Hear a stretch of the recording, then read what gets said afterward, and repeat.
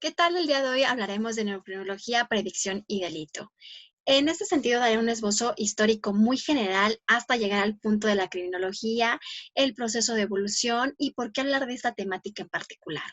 En este sentido, ¿no? Vamos a empezar con el primer evento significativo, que fueron los inicios. En este caso me centraré en la frenología. Si recordamos un poco, Joseph Gall va a ser el padre de este tipo de pseudociencia, en donde se consideraba que había ciertos rasgos de la personalidad y carácter a través de, ¿qué? De la forma del cráneo. Posteriormente, otro evento que vamos a tener, o otro personaje, es en 1871, César Lombroso. Si recordamos, César Lombroso empieza a hacer el estudio en ciertos cráneos a través de la antropometría criminal, ciertos rasgos característicos del cráneo y a partir de ahí sacar si una persona era o no delincuente. ¿Qué va a pasar aquí? Justamente con el cráneo de Giuseppe Villela, ¿no? Un delincuente italiano empieza a ver la morfología. Y entonces se da cuenta que en la quita fosseta occipital presentaba una pequeña protuberancia. A partir de ahí, Lombroso saca una hipótesis muy general y diciendo que en este sentido, si todas las personas presentaban este tipo de alteración, por lo tanto iban a ser delincuentes. Es por ello, ¿no? Que Lombroso en 1876 va a publicar su obra más polémica, más conocida, que es El hombre delincuente. Y justamente en esta publicación, Lombroso es la primera persona, si lo queremos ver así, que se atreve a sacar la clasificación del hombre delincuente e inclusive el delincuente nato, el delincuente que nacía siendo delincuente. Sin embargo, ¿no? Posteriormente, no solamente se centró en hombres, sino también en mujeres. Y en 1893 va a publicar La dona delincuente, la prostituta y la dona normal, utilizando también la antropometría criminal y saber los rasgos morfológicos de las mujeres consideradas como delincuentes y a partir de aquí seguir con su teoría. Sin embargo, el tiempo ha cambiado, hay nuevas perspectivas, hay nuevos campos de saber y es por ello que estos campos de saber se dan en dos áreas. En dos áreas están teniendo una repercusión bien importante, tanto en la criminología como en el derecho. Ese tipo de momento llega justamente con las ciencias de la mente. ¿Y por qué las ciencias de la mente? Bien, porque el primer momento lo vamos a tener gracias a la psicología, la psiquiatría, que trataban de buscar el entendimiento de esos procesos mentales que pasaban en los seres humanos. Posteriormente, el segundo momento lo vamos a tener con los avances significativos de los procesos cognitivos de la propia mente. ¿A través de qué? Pues a través de la propia neurociencia, que esta neurociencia es una disciplina del área médica que se va a encargar del estudio, la comprensión y el funcionamiento de nuestro sistema nervioso. A partir de esto, no vamos a tener también eventos significativos para que se desarrolle esto. El primero de ellos va a aparecer en la década de los 20. ¿Por qué? Porque a partir de esto, Hans Perger va a empezar a tratar de visualizar la actividad eléctrica de nuestro cerebro. Y en este sentido va a crear el electroencefalografía, que esto nos permitiría, ¿no? Visualizar algo que antes no podíamos ver. ¿Qué va a pasar? Este tipo de evento fue sumamente revolucionario para el área de la neurología clínica. ¿En qué consistía? Bueno, consistía en colocar una serie de electrodos en la cabeza y a partir de aquí medir la actividad eléctrica y que esta fuera registrada por un tipo de proceso informático o sistema informático que nos permitiera hacer un tipo de inferencia del funcionamiento del cerebro. Esto fue un evento muy significativo porque da paso a la moderna neurofisiología y esto es con el descubrimiento de la electroencefalografía, lo que nos permite ese tipo de aparato es registrar un gráfico de la actividad eléctrica del cerebro y por lo tanto que se pueda demostrar si hay una correlación entre irregularidades o disfunciones cerebrales y la conducta humana. Esto empezó a generar un interés en diversos científicos en donde empezaron a aplicar este tipo de instrumento en, por ejemplo, conductas criminales, violentas y algún tipo de trastorno. ¿Qué va a pasar? Bueno, pues justamente esto empieza a repercutir en el propio sistema de justicia. Hay un pequeño diálogo entre abogados y entre médicos, en donde los abogados les piden justamente a los médicos que ayuden a visibilizar algo que no se podía hacer antes. con la ayuda de este tipo de instrumento, en los años 30, él tiene un uso significativo, pero si ustedes observan en esta gráfica, podemos ver que a partir del año 2010-2016 empieza el aumento en el uso de este tipo de instrumentos en ciertas cortes. Y si recordamos también un poco, en Estados Unidos había ciertas leyes que leían o que prohibían más bien el uso, ¿no?, de las personas con epilepsia, de que pudieran manejar, que pudieran formar una familia o inclusive que pudieran tener hijos. Esto permitió un cambio en las propias leyes y en que las personas puedan llevar un tipo de vida normal o significativo como todos nosotros. A partir de aquí, empieza el uso de la moderna neurofisiología en los años 40. ¿Y por qué? Porque a partir del uso de este tipo de instrumento, pues empiezan a preguntar si es posible identificar fundamentos neuronales del comportamiento violento. A partir de esto, empiezan algunos cuestionamientos por parte de algunos científicos de hasta dónde la electroencefalografía podría ayudar a identificar o hacer un tipo de diferencia entre delincuentes y no delincuentes. Esto genera en los años 70, con un investigador, Quentin Monroe, hacer las primeras investigaciones y las primeras evidencias de disfunciones neurológicas en personas que habían cometido tal vez algún tipo de delito. Y a partir de aquí, pues empieza a hacer las primeras investigaciones en 92 personas, de las cuales 80 presentaron algún tipo de anormalidad. A partir de esto, pues empieza un tipo de relación entre disfuncionalidad y estructura de alguna morfología del cerebro y conducta delictiva. ¿Qué va a pasar posteriormente? Pues justamente para los años 1939 aparece la moderna psicocirugía. ¿Y por qué aparece esto? Bueno, porque a partir de aquí Carlton Simon empieza a hacerse un cuestionamiento de hasta dónde ciertos científicos, usando tal vez algún tipo de droga y algún tipo de cirugía, podrían eliminar los impulsos de la mente de una persona que cometía algún delito.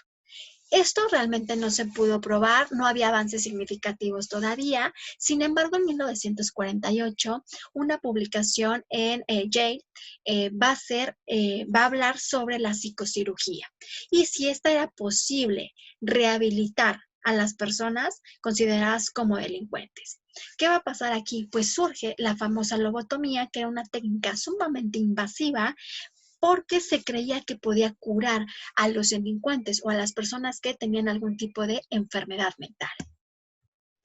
Sin embargo, para los años 1960, ¿no?, empieza a tener un auge más significativo y entonces vamos a encontrar a Mac y Edwin de la Facultad de Harvard, en donde se van a centrar si es posible tener un tipo de intervención cerebral para poder reducir las tendencias violentas sobre algún tipo de influencia ambiental. Y a partir de aquí, si se podía ver reflejada en el funcionamiento del cerebro.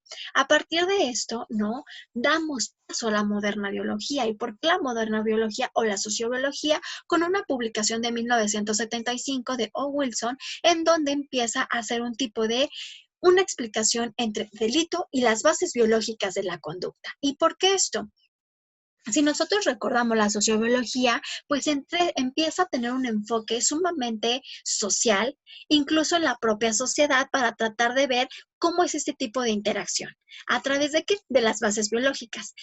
Y a partir de esto se centra, por ejemplo, en la cooperación, la agresión, la territorialidad, sistemas sociales y elección de la pareja que tenemos todos nosotros, inclusive también los animales. Esto es muy significativo porque a partir de esto podemos dar o podemos generar, ¿no?, que el hombro, que las personas somos organismos biosociales, sí, claro, y que ese tipo de comportamiento va a tener una influencia en condiciones tanto físicas y factores ambientales. Sin embargo, y recordemos que toda conducta en este sentido puede ser aprendida o imitada, inclusive el comportamiento delictivo. Y haciendo este tipo de analogía, también tenemos que considerar que nosotros tenemos procesos naturales y bioquímicos y celulares dentro de nosotros que también influyen en ese tipo de comportamiento. Entonces, no dejemos de lado la esfera tanto biológica como social. ¿Qué va a permitir esto? Bueno, pues esto va a permitir, ¿no?, que algunos estudiosos dentro del área empiezan a desarrollar nuevos campos de conocimiento. Y digo nuevos campos entre comillas, ¿por qué? Porque la neurocriminología tiene su primera aparición en el 2005 con James Gilbert. Sin embargo, el trabajo que va a publicar este autor no va a tener, digamos, el repunte significativo una vez que lo va a adoptar Adrian Raine. Adrian Raine es líder en este campo. Recordemos que él se encuentra en el Departamento de Criminología en la Universidad de Pensilvania y entonces él va a realizar infinidad de investigaciones en este campo en particular. Inclusive, Adrian Raine la va a definir no como un campo de aplicación de la técnica de las técnicas de la neurociencia para comprender los orígenes del delito y las implicaciones que este puede tener, que son la prevención, la predicción y el castigo.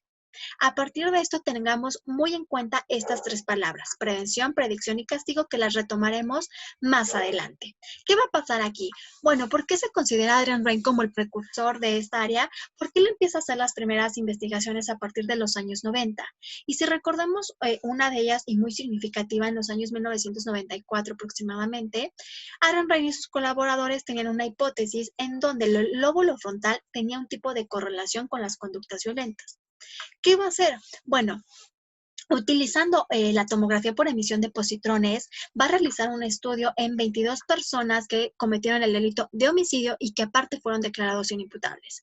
Y lo hizo una muestra contra una comparación con 22 personas que no habían cometido ningún tipo de delito.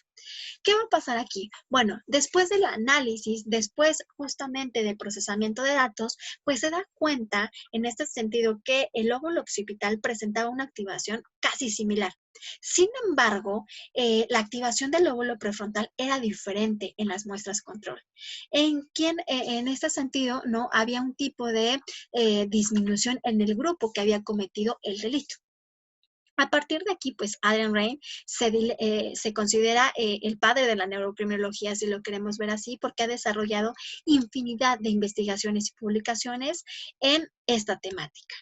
¿Qué va a pasar? Bueno, inclusive el tema de las publicaciones de este autor empieza a ser un tipo de correlación entre la corteza prefrontal y una correlación entre la violencia. Y a partir de aquí da 5 razones por qué es necesario abordar esta temática y por qué se considera líder en este campo. Primero que nada, el plano neurológico. Aquí se empieza a centrar en el funcionamiento prefrontal y entonces dice, si se encuentra reducido, puede verse reflejado en la pérdida de inhibición o de control de ciertas conductas.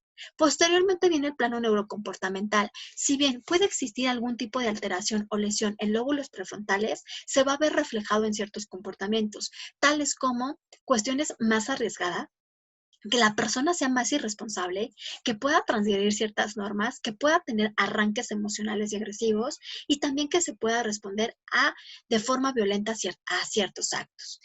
Tercer plano, el plano personal. El plano prefrontal también lo correlacionan con lesiones frontales. Y entonces dice, si la persona presenta algún tipo de alteración, se puede ver en la impulsividad, pérdida de autocontrol, inmadurez, falta de tacto, incluso la capacidad de poder modificar un tipo de comportamiento a uno prosocial.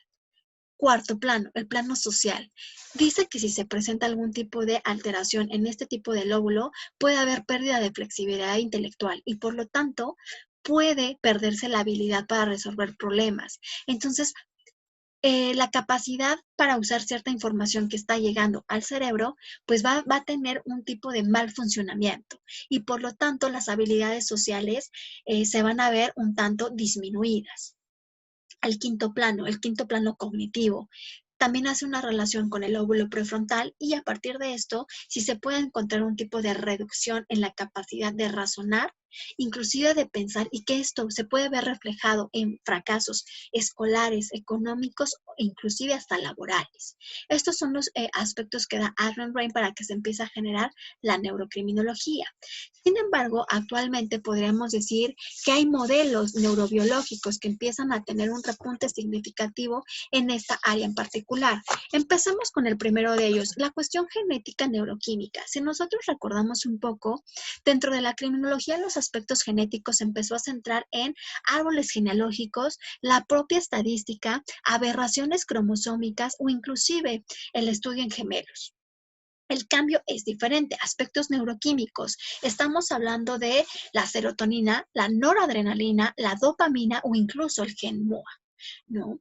A partir de ahí vienen los aspectos endocrinológicos. ¿Por qué? Todo impulso nervioso va a ser generado en nuestro cerebro y a partir de aquí va a conducir un tipo de actividad eléctrica. ¿A dónde? Justamente a nuestro sistema nervioso central. Y con esto puede llegar a piel, músculos, algún tipo de glándula, lo que va a generar algún tipo de reacción. Esto ha permitido, ¿no?, que algunos estudiosos empiecen a centrarse, por ejemplo, en las teorías activas y reactivas de la propia agresividad. Y por supuesto, los aspectos etiológicos. Los aspectos etiológicos se empieza a centrar de el comportamiento, ¿no? El estudio del comportamiento animal e inclusive el propio humano. ¿Por qué? Porque se empiezan a hacer unos cuestionamientos de qué forma la conducta puede ser adaptativa. También qué estímulos son los que intervienen para que se dé esa conducta y también se empieza a preguntar si es posible cambiar una conducta. Y el tercer estadio dentro de la neurocrinología son los aspectos neurobiológicos que iremos también retomando más adelante. A partir de esto, también tiene una connotación bien importante el desarrollo de la neurocriminología social. ¿Por qué? Porque estaremos viendo como o teniendo una visión muy miope. Entonces tendremos aquí que hablar de la comprensión de los mecanismos que se involucran en los factores ambientales y sociales para que se genere una conducta antisocial. Y a partir de aquí, que este tipo de neurocriminología social tenga una relevancia en la comprensión de ese tipo de conducta. Es una perspectiva que se está generando dentro del campo de la neurocriminología. ¿Y por qué? Porque en este sentido vamos a tener a la persona, tenemos ciertas influencias sociales, ambientales, un aspecto biológico que se va a ver reflejado justamente en el funcionamiento del propio cerebro. A partir de aquí se han dado infinidad de publicaciones en esta área, se han generado pues nuevas investigaciones, ¿no?, que empiezan a aportar cosas significativas al campo de conocimiento. Sin embargo, no solamente nos quedamos con la parte teórica, sino también con la parte práctica. ¿En qué casos se puede aplicar la neurocriminología? Y en este sentido tiene diferentes casos, connotaciones de aplicación. Puede ser desde estudios de la violencia, algún tipo de delito en particular, la reincidencia delictiva, hacer evaluaciones, hacer programas e incluso intervenciones y la propia prevención. ¿Qué va a pasar aquí? Justamente el aspecto de la neurocriminología se ha centrado en el estudio de la violencia y podemos hablar de la neurobiología de la agresión y de la violencia y de la neuropsicología de la violencia. Sin embargo, es solamente un campo de la aplicación de esta área. Podemos también aplicarlo al estudio de la reincidencia delictiva en cuestión de prevención, predicción, intervención, los factores de riesgo y, por supuesto, hacer programas. En cuestión del victimario, se han centrado en el estudio de aspectos cognitivos, neuroautómicos de la propia empatía y, si fuera poco, estudios de psicopatía y de neuroimagen y también de la impulsividad. En delitos en particular, bueno, pues han hecho algunas investigaciones con delitos de homicidio, robo, violación, entre otros. Por supuesto, en el aspecto de la sentencia, hay algunos tribunales que ya están aceptando el uso de la prueba neurocientífica para dictaminar o, en este sentido, dictar algún tipo de sentencia. Campo científico, cada vez vemos más publicaciones, ¿no? Tenemos, por ejemplo, ciertos frontiers que se empiezan a centrar en el uso de la neurociencia en ciertos campos de aplicación y por lo tanto, ¿no?, pasamos de un libro científico también a las publicaciones. Posteriormente tenemos otro campo que es el de la neurotecnología. La neurotecnología cada vez tenemos un debate en cuestiones de la mejora moral. ¿Por qué?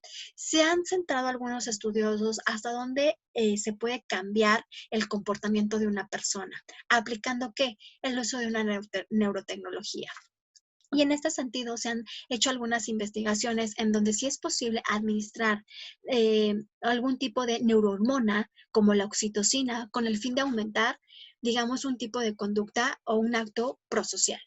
Otro tipo de neurotecnología que tenemos es tratar de regular la alteración de los niveles de la serotonina o la testosterona para tratar de mitigar la agresión e inclusive mejorar la forma de cooperación de una persona y que inclusive no pueda causar daño.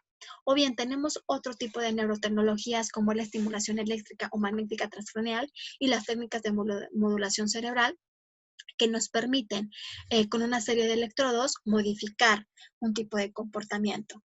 Y por supuesto, otro aspecto bien importante dentro de la neurocriminología son los aspectos ético-legales, ¿no? La cuestión de los neuroderechos, que también es un área que está retomando o teniendo un repunte muy significativo.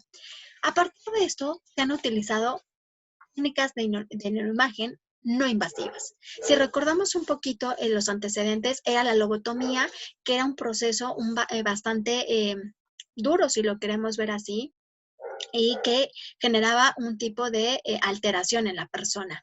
Con el avance de la tecnología tenemos las modernas técnicas no invasivas que nos permiten ¿qué? Bueno, en este sentido nos permiten visualizar algo que antes no podíamos ver, ¿no? Entonces vamos aquí a tener la división de diferentes técnicas. Tenemos las técnicas estructurales y las funcionales. ¿Cuál es la diferencia entre cada una de ellas? Bueno, por ejemplo, las estructurales nos permiten visualizar o sacar como una foto, ¿sí? De nuestro cerebro. Entonces tenemos algo estático y nos permite visualizar si hay algún tipo de tumoración o algún tipo de enfermedad. Y en las estructurales tenemos, por ejemplo, la tomografía computarizada y la resonancia magnética estructural. A su vez tenemos las técnicas funcionales. Esas nos permiten sacar un video a vivo y a todo color de nuestro cerebro. Y eso nos permite identificar la activación del mismo. A partir de esto tenemos, por ejemplo, la tomografía por emisión de positrones, la emisión fotón simple computarizada, la resonancia magnética funcional, entre otras. ¿Esto qué nos ha permitido? Bueno, pues esto nos ha permitido empezar a hacer un campo de aplicación. Y si ustedes recuerdan un poco la definición de la neurocriminología, nos hablaba de predicción y prevención. Ahora, ¿se puede predecir un delito? De ser así, ¿cómo sería? Hay algunos psicólogos y criminólogos que se empiezan a centrar en justamente tratar de responder este tipo de pregunta. A partir de aquí podemos entender la predicción como una formulación de ciertas hipótesis sobre un patrón de comportamiento futuro de una persona o de una acción en particular, basándonos en qué? En la presencia o ausencia de una serie de factores de riesgo. Ahora, bien, la cuestión de la predicción realmente no es nueva dentro de la criminología. Si nosotros recordamos un poquito, la cuestión de la predicción va a empezar con Garofalo, Ferri y Lombroso, con la famosa peligrosidad. Y este tipo de concepto, ¿no? Fue muy utilizado dentro de la propia criminología, dentro del propio sistema de justicia, porque a partir de aquí, dentro del propio sistema penitenciario, lo empezaban a utilizar y empezaban a hacer las clasificaciones. Sin embargo, vamos a tener un tipo de connotación y esa connotación es un cambio en ver la peligrosidad. Y aparece la evaluación del riesgo de violencia, es saber si podemos estimar un tipo de probabilidad de cierto riesgo que ocurran ciertos hechos violentos o delictivos a través de qué? Pues de esos factores de riesgo. ¿Qué va a pasar posteriormente? Bueno, tenemos un tercer momento. Ese tercer momento viene a través de una pregunta. ¿Qué pasaría si el delito se pudiera predecir mediante la tecnología? Y de ser así, ¿con qué precisión? ¿Cómo podría ayudar al propio sistema de justicia? Bueno, a partir de esto, ¿no? Nosotros vamos a tener una palabra que es la neuropredicción, que inclusive durante el 2016 el Washington Post la va a sacar dentro de su lista de las cosas más novedosas. ¿Y qué es eso de la neuropredicción o cómo lo podemos entender? Bueno, pues en este sentido consiste, ¿no? En determinar si es posible contar con marcadores de neurobiológicos de reincidencia delictiva. ¿Por qué marcadores neurobiológicos? Bueno, en este sentido vamos a ver algunos de ellos que se han dado con algunas publicaciones, algunas investigaciones que ya se han hecho en esta materia. Vamos a empezar con la primera de ellas, que es la amígdala. En este sentido, la amígdala, ¿no? Es parte de nuestro sistema límbico y se ha hecho una relación, ¿no? En la cuestión de la reacción emocional, ¿no? La que regula nuestra emoción. Posteriormente, el hipotálamo. El hipotálamo se empieza a centrar en la regulación o la liberación de ciertas hormonas, sí, también, pero también va a regular ciertas funciones que son vitales, como la sed, el hambre, entre otras. El hipocampo. El hipocampo también es parte de nuestro sistema límbico y a partir de aquí juega un papel bien importante en la memoria y en la cuestión espacial. La corteza anterior del cíngulo es otro marcador neurobiológico y en este sentido nos ayuda a la resolución de problemas, el autocontrol de emociones y el reconocimiento de justamente el estrés. Vamos a tener otro aspecto fundamental que vendrá siendo el lóbulo prefrontal. ¿Y por qué el lóbulo prefrontal? Porque la mayoría de las investigaciones han hecho una correlación con este tipo de marcador biológico. Y a partir de aquí, por lo que hace el lóbulo prefrontal es la capacidad de abstracción, la inteligencia también tiene que ver con la planificación, con la regulación de emociones y por supuesto puede inhibir cierto tipo de conductas. A partir de esto, ¿no? Se han dado una serie de investigaciones utilizando este tipo de concepto de la neuropredicción. A partir de esto, si nosotros observamos en esta tabla, hay artículos del presente año que empiezan a abordar las posibilidades y los desafíos de utilizar la neuropredicción en el sistema de justicia o inclusive en la reincidencia delictiva. A partir de ello, vienen DAS 2018, 2016, inclusive la del 2012. ¿Por qué 2012? Porque es la primera publicación que utiliza como tal el término. Y a partir de esta publicación, lo que abordaban aquí estos autores era el uso de la evidencia neurocientífica en el propio sistema de justicia legal y los beneficios y los peligros que podía traer esta. ¿Qué va a pasar? ¿Cuál es el campo de aplicación? Pues el siguiente. Aquí les voy a platicar rápidamente algunas publicaciones, algunas investigaciones que ya se han hecho, que se han dado, por ejemplo, aquí la neuropresión de futuros arrestos de Hale Anori, en donde lo que va a hacer es que va a tener una muestra significativa de 96 personas que cometieron un delito y 102 personas que no eran delincuentes, varones entre los 20 y 52 años. ¿Qué hicieron? Bueno, pues empezaron a identificar los factores de riesgo y entre esos factores de riesgo utilizaron ciertos instrumentos como la PSLR o incluso el HCR20 y a su vez otros que pudieran identificar la impulsividad o la desinhibición de algún tipo de conducta. A partir de esto, mediante también el uso de regresión lineal en específico del programa Cox, que es un modelo predictivo, bueno, pues empezaron a hacer un tipo de asociación entre ese tipo de factores y otra cosa que hicieron es medir el porcentaje de errores tras la tarea GONOVO. ¿Qué es esto? Bueno, pues midieron la impulsividad a través del uso de la resonancia magnética. Y a partir de esto, vieron cuál era la activación del área junto con los factores de riesgo. ¿Qué va a pasar? Bueno, pues en este sentido, ellos hablan con el propio sistema de justicia para ver si pueden dar un tipo de seguimiento entre el 2007 y 2010. ¿Y esto para qué? Ellos tenían una ligera hipótesis y esa hipótesis es que había probabilidades de que el delincuente con actividad baja del cíngulo anterior fuera arrestado, era aproximadamente el doble de que un delincuente con alta actividad, en este sentido, no fuera arrestado. Y a partir de esto se empieza a centrar en la formulación de cierta hipótesis. A partir de esto se dan cuenta, ¿no?, que aproximadamente del 53% de la muestra fue arrestada nuevamente durante un periodo de seguimiento que ellos hicieron.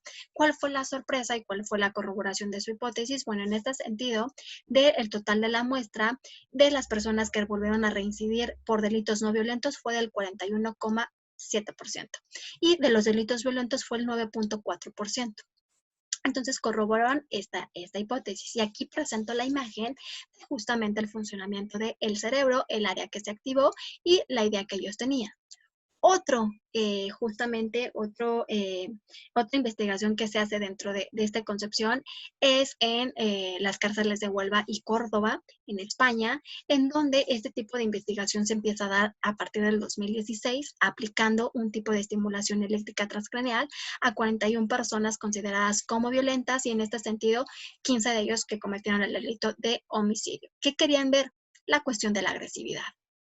En este sentido, lo primero que hicieron fue realizar un tipo de cuestionario a las personas privadas de la libertad, ¿no?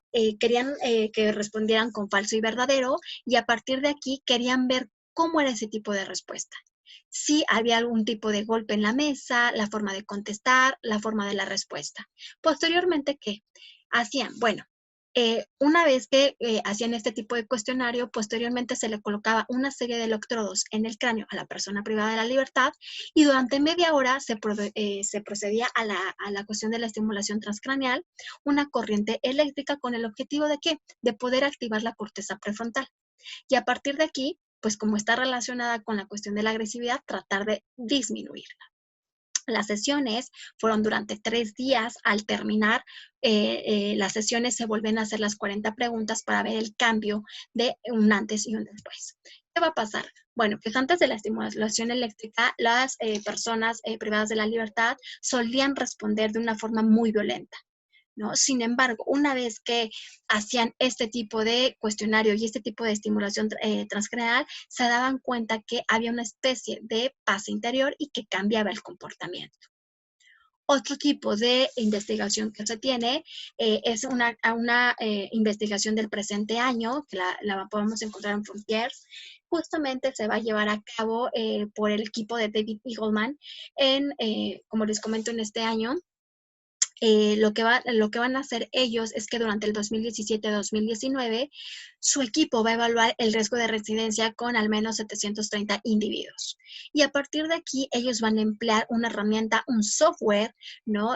Conocido como Neuro Risk Assessment, que justamente lo que hacía era, mediante el uso de una tablet, poder hacer la colección de 7 pruebas neuropsicológicas que estaban asociadas a la reincidencia delictiva. ¿Cuáles son? Bueno, pues se empiezan a centrar en, por ejemplo, la atención, búsqueda de riesgo, impulsividad, agresión, empatía, procesamiento emocional y planificación futura. ¿Qué va a pasar con este tipo de estudio? Bueno, pues pasa exactamente lo mismo. Querían ver la reincidencia y en este caso, durante 2 años que dieron el seguimiento, se percataron que al menos de las 730 participantes que tenían, 126 volvieron a delinquir o a reincidir. Entonces tenemos una cuestión del 17.3. Este tipo de evaluaciones pues son muy significativas. ¿Por qué? Porque empiezan a dar un repunte en el propio sistema de justicia. Sin embargo, aquí vamos a hacer una pequeña connotación. Cuando hablamos nosotros de neuropredicción, estamos hablando de predecir y entonces estamos dando por hecho que va a suceder un comportamiento futuro. ¿Mediante qué? Ciertos marcadores biológicos, que eso podría traernos un retroceso a las ideas lombrosianas. Es decir, a través de cierta estructura cerebral, la persona puede volver a cometer este tipo de acto o inclusive la cuestión de la reincidencia o generar un tipo de violencia. ¿Eso qué puede generar? Puede generar un estigma. ¿En dónde? En la persona privada de la libertad o inclusive antes de que sea arrestada. ¿Por qué? Si recordamos un poquito, los griegos utilizaban la palabra estigma para hacer un tipo de símil a los signos corporales en los cuales se podía tratar de exhibir a una persona. Justamente es lo que está pasando con la neuropredicción. Se está exhibiendo a la persona por tener algún tipo de disfunción o baja actividad en algún área del cerebro. Posteriormente, se le puede catalogar otra vez como peligroso. Entonces, eso trae efectos sumamente iatrogénicos, tanto para el propio sistema como para quién, para la persona privada de la libertad. Posteriormente, ¿qué se busca? Si es peligroso, algo que ha hecho mucho el sistema penitenciario, que es la transformación de la persona que ya cometió el delito. Y por lo tanto, pues se hacen infinidad de cosas. ¿Para qué? Para cambiar ese tipo de conducta. Y a partir de aquí, todo esto trae un proceso de etiquetamiento ¿ante quién? Ante el propio sistema de justicia penal, ante los científicos y ante la propia sociedad. Es por ello que se hace un tipo de proposición a este tipo de palabra, a este tipo de concepto. Lo queremos cambiar hacia el de neuroprevención. ¿Y por qué la neuroprevención? Bueno, porque en este sentido podríamos nosotros hacer la aplicación de los conocimientos, la metodología y las técnicas de la neurociencia con el objetivo de explicar qué ocurre en el cerebro, qué alteraciones pueden producirse en el organismo, considerando los factores ambientales y sociales, de modo que sea posible analizar, comprender, intervenir y posiblemente dar un seguimiento y principalmente, si es posible, anticiparse a que ocurra una posible conducta violenta. Y esto puede auxiliar a los operadores y al sistema de justicia. Entonces, este tipo de concepto es mucho más amplio, tiene diferentes connotaciones, como lo voy a mencionar a continuación. Cuando nosotros hablamos de neuroprevención, ok, estamos utilizando sí el prefijo neuro, que hace referencia a la neurociencia, entonces podemos aplicar los estudios y los conocimientos. ¿Para qué? Para que justamente, ¿no?, nosotros tengamos rasgos cognitivos específicos de dicha conducta en particular. Por lo tanto, hablando en este sentido, trabajamos en forma individualizada y podemos hacer prevención. ¿Por qué prevención? Si recordamos un poquito, la prevención es una política integral que trata de disminuir o suprimir algunos elementos, ¿no?, de los factores criminógenos. Posteriormente, esto puede ser con un aspecto sumamente de dignidad a la persona. No tratamos de etiquetar, no tratamos de enjuiciar o colocar a una cuestión como de peligroso. Ahora, una vez que nosotros hacemos esto, podemos realizar ciertos enfoques con la neuroprevención. ¿Cuáles pueden ser?